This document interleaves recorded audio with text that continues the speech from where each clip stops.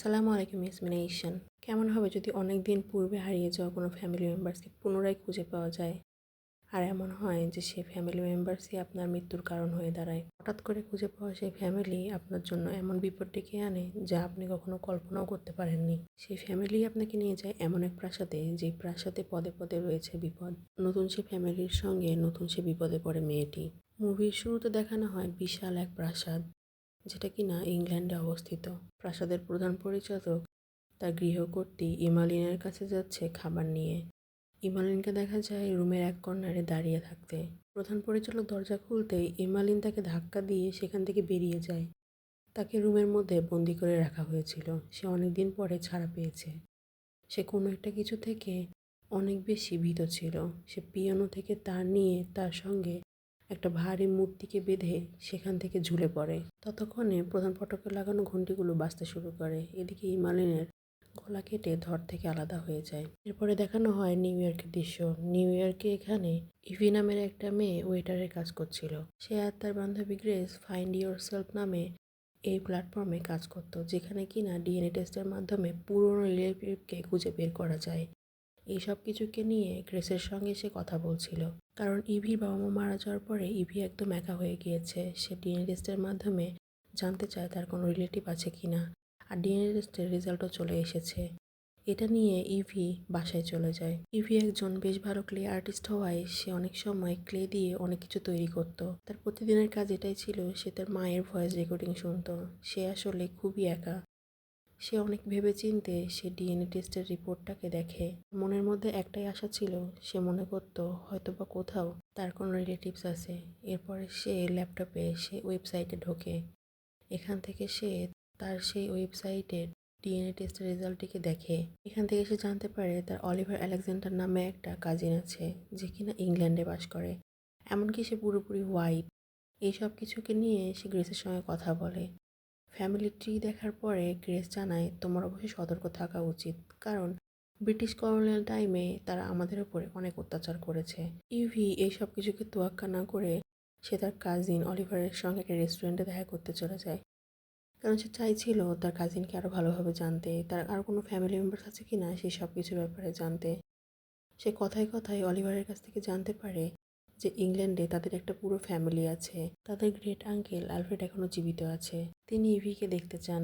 ইভার তার কাজিন সিলভির বিয়ের ইনভিটেশন দেয় ইভিকে। ইভি সাব জানিয়ে দেয় তার এখন ইংল্যান্ডে যাওয়া কখনোই সম্ভব নয়, কারণ সেটাকে অ্যাফোর্ড করতে পারবে না। অলিভার তার প্লেন টিকিট থেকে শুরু করে সব কিছু ব্যবস্থা করে দিবে। ইভি যদিও প্রথমে এটা অ্যাকসেপ্ট করতে চাইছিল না, কিন্তু অলিভার অনেক জোরাজুরি করে। ইভি শুধুমাত্র এটা ভেবে রাজি হয় যে সেখানে গেলে তার পুরো ফ্যামিলির সঙ্গে দেখা হবে। সেও এটা নিয়ে অনেক বেশি এক্সাইটেড। আর অলিভারও জানায় তাদের ফ্যামিলিতে অনেক পিঢ়ি যাবৎ কোনো কন্যা সন্তান জন্মায়নি, ইভি প্রথম। এসব কিছু শুনে ইভিও রাজি হয়ে যায়। দেখা যায় ইভি এর পরে ইংল্যান্ড পৌঁছে যায়। অনেক সুন্দরভাবে অলিভার ইভিকে ওয়েলকামও জানায়। এরপরে সেই প্রাসাদে নিয়ে যাওয়া হয়, যে প্রাসাদটিকে আমাদেরকে পূর্বে দেখানো হয়েছিল। সেই প্রাসাদে আসলে অলিভারের কাজিনের বিয়ের সব বন্দোবস্ত করা হয়েছে। এখানে অনেকগুলো মেয়েটকে নিয়ে আসা হয়। ইভি থেকে শুরু করে যতগুলো গেস্ট এসেছে সবার জন্য খেদমত করতে।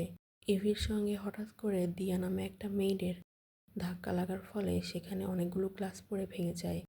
বাটলার এখানে এসে সে মেয়েগুলোকে অনেক বকাঝকা করতে থাকে। কিছুক্ষণ পরে সেখানে প্রাসাদের মালিক ওয়াল্ট আসে। সে সেখানে এসে পরিস্থিতিকে সামলে নেয়। ইভি আর ওয়াল্টের পরিচয় করিয়ে দেয় অলিভার।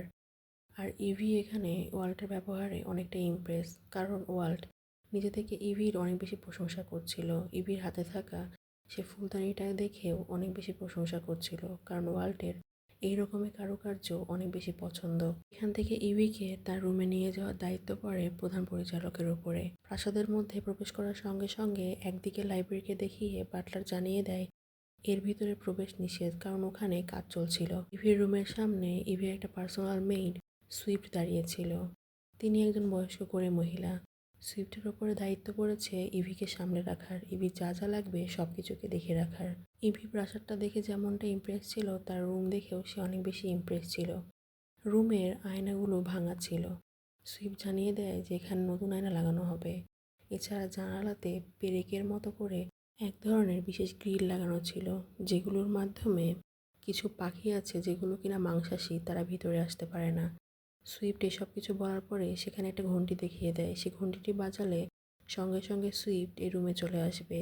রুমের একটা ওয়ালে ইমালিনের ছবি দেখে ইভি প্রথমে সুইফটকে জিজ্ঞাসা করে। সুইফট জানায় তিনি এখানকার গৃহকর্ত্রী হওয়ার পরও তার সাথে খুব ভালো বন্ধুত্ব ছিল। রাতের বেলা ইভি তার বন্ধু গ্রেসকে এখানকার সব কিছুর ব্যাপারে জানাতে থাকে। গ্রেস তাকে নিয়ে অনেক বেশি মজা করতে থাকে, কারণ তার মনে হয় ওয়াল্টকে ইভি পছন্দ করে ফেলেছে। এই সময় দরজায় নক হলে দেখা যায় ওয়াল্টই এসেছে। এখানে এসে সে সরি জানায় সকালের সেই বাটলারের ব্যবহারের জন্য। ইভিও তাকে ইমপ্রেস হয়ে মাফ করে দেয়, কারণ ইভি এত বড় প্রাসাদের মালিককে তার কাছে মাপ চাইতে দেখে অনেকটাই অবাক ছিল। আর এখানে ওয়াল্ট কথায় কথায় তাকে ডেটের ব্যাপারেও জিজ্ঞাসা করে। ইভিও ইমপ্রেস ছিল, যার জন্য সে হ্যাঁ করে দেয়। গ্রেস এসব কিছুকে নিয়ে অনেক বেশি মজা নিচ্ছিল। রাতের বেলা ইভি জগিংয়ে বের হয়। সে জগিং বের হওয়ার সময় দূরে একটা প্রাসাদের মতো ছোট্ট একটা ঘর দেখে। সেটিকে দেখার পরে সে ফিরে চলে এসে ঘুমিয়ে পড়ে। রাতের বেলা হঠাৎ করে সে ইমালিনের ভয়ানক স্বপ্ন দেখে জেগে যায়। ঘুম ভাঙতে সে দেখে জানালার পর্দা নড়ছে। রুমের এক কোণায় রাখা চেয়ারের উপরে কেউ যেন বসে আছে। সে আলো জ্বালাতে দেখে সেখানে তার কাপড় চোপড় রাখা। হয়তো সে ভুল দেখেছে। সে রাতের বেলা পানি নেওয়ার জন্য বেরোতেই এখানে দেখে বাটলার অনেকগুলো মেয়েকে সে লাইব্রেরির সামনে দাঁড় করিয়ে রেখেছে। পিছনের দিকে ইভির দিকে আস্তে আস্তে কিছু একটা এগিয়ে আসে। ইভি পিছন থেকে ফিরে যখন সামনে দেখে, দেখে সুইফট সেখানে দাঁড়িয়েছিল। লাইব্রেরির মধ্যে থেকে ঘন্টি বাজলে একটা মেয়ে তার ভিতরে দিয়ে পাঠানো হয়। এমনকি ইভি দেখেও নেয় সেখানে আসলে চাবিটিকে কোথায় রাখা আছে। দেওয়ালের একটা গুপ্ত তাকে রাখা ছিল। বাটলার বাইরে এসে দাঁড়িয়ে থাকে। সে বাইরে বেরিয়ে কোনো একটা মন্ত্র পড়তে শুরু করে। ইমোগেন নামে সে মেয়েটি লাইব্রেরির মধ্যে কাজ করছিল। ভিতরে কোনো বৈদ্যুতিক সংযোগ না থাকায় সে মোমবাতিগুলোকে জ্বালিয়ে গান শুনতে শুনতে আপনা থেকে কাজ করতে শুরু করে। ভিতরে তখন হঠাৎ করে মোমবাতিগুলো নিভে যায়। আস্তে আস্তে দেখা যায় কোনো একটা কিছু দেখে ইমোগেন অনেক বেশি ভয় পাচ্ছে। সেখানে মনে হয় কেউ একটা আছে। এছাড়া কোনো একটা কিছুর উপস্থিতি সে বুঝতে পেরে ভয়ে সে উপরের দিকে দেখলে হঠাৎ করে তার উপরে অ্যাটাক করে বসে কিছু একটা। ইমোগেনের চিৎকারের সঙ্গে সব কিছু নিস্তেজ হয়ে যায়। সকালবেলা ইভি ঘুম থেকে ওঠার পরে সে নিচে নেমে দেখতে পায় তার গ্রেট আঙ্কেল অ্যালফ্রেড এসেছে। এছাড়া অলিভার তাকে সব মেম্বারদের সঙ্গে পরিচয় করিয়ে দেয়। সেখানে গ্রেট আঙ্কেল অ্যালফ্রেড খুব সুন্দরভাবে ইভিকে ওয়েলকাম জানায়। ইভি এত সুন্দর একটা পরিবার পাওয়ার পরে সে অনেক বেশি খুশি ছিল। কিন্তু আশ্চর্যজনক ব্যাপার হলো এই ফ্যামিলিতে কোনোই কন্যা সন্তান ছিল না। শুধুমাত্র ইভি একমাত্র ব্যক্তি যে কিনা একজন কন্যা সন্তান। এছাড়া সবাই সেখানে হোয়াইট ছিল, শুধুমাত্র ইভি ছিল মিক্স। বাটলার মেহমানদেরকে সার্ভ করার জন্য তাদেরকে ডেকে নিয়ে যায় নিচের একটা কোষাগারে। সেখানে অনেকগুলো মদের বোতল রাখা ছিল। সেখানে দিয়া আর একটা নতুন মেয়েকে দিয়ে পাঠানো হয়। মেয়ের দুজন নিচে যাওয়ার পরে সেখানে দেখে অনেক বছরের পুরনো মদগুলোকে রাখা আছে। উপর থেকে কোনো একটা হাত এসে দিয়ার মাথার উপরে হঠাৎ করে ছুঁয়ে দিয়ে উধাও হয়ে যায়। দিয়ার হাত কিছু একটা টেনে ধরে। অপর মেয়েটির পিছনে তখন কিছু একটা দাঁড়িয়ে ছিল। এরপরে দেখানো হয় আবার প্রাসাদের দৃশ্য। প্রাসাদে তখন ইভি নতুন একটা ড্রেস পেয়েছে, যেটা কিনা ওয়াল্টের কাছ থেকে গিফট করা হয়েছিল। সে রাতের বেলা গ্রেসের সঙ্গে কথা বলার সময় হঠাৎ করে একটা পাখি এসে জানালার সঙ্গে বাড়ি খায়। এখানে সে শাইক নামে পাখিটাকে দেখানো হয়। গ্রেস যদিও এই সব কিছু প্রথমবারের জন্য জানতে পেরেছিল। ইভি ড্রেসটাকে পরে সে পার্টিতে চলে যায়। সেখানে বাটলার তাকে সবার মধ্যেই পরিচয় করিয়ে দেয়।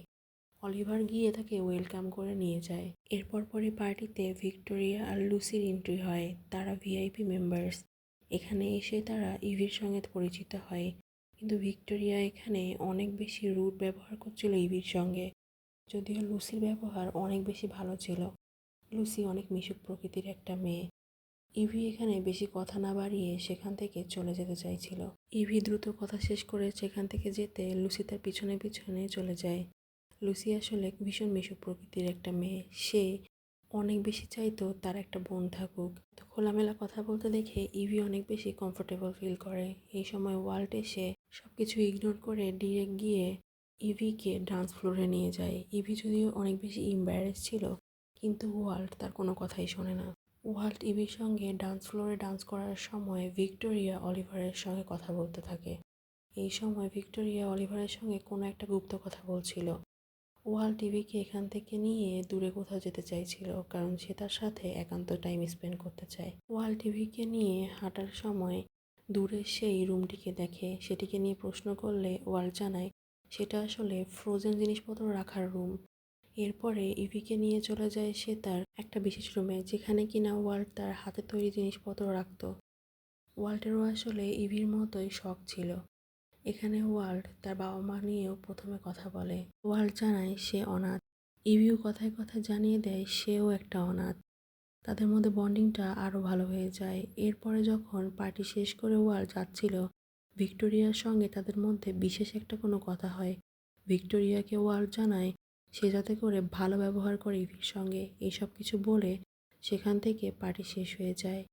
ইভির হঠাৎ করে রাতে ঘুম ভেঙে যাওয়ার পর মনে হতে শুরু করে তার বেডের ওপর দিয়ে কিছু একটা চলাচল করছে। হঠাৎ করে সে দেখে এমালিনের আত্মাকে। এরপরে দেখতে পায় বেডের ওপরে সত্যি সত্যি দুটো হাত দেখা যাচ্ছে। সে ভয়ে বেডের নিচে ঢুকে পড়ে। সেখান থেকে তাকে কেউ একটা টেনে বের করে নিয়ে আসে। দেখা যায় ওয়াল্ট এসেছে তার রুমে। ওয়াল্ট এই রুম থেকে শব্দ শুনতে পাচ্ছিল জন্য এখানে এসেছে। আলো দিয়ে এখানে চেক করলে দেখে সেখানে কিছুই ছিল না।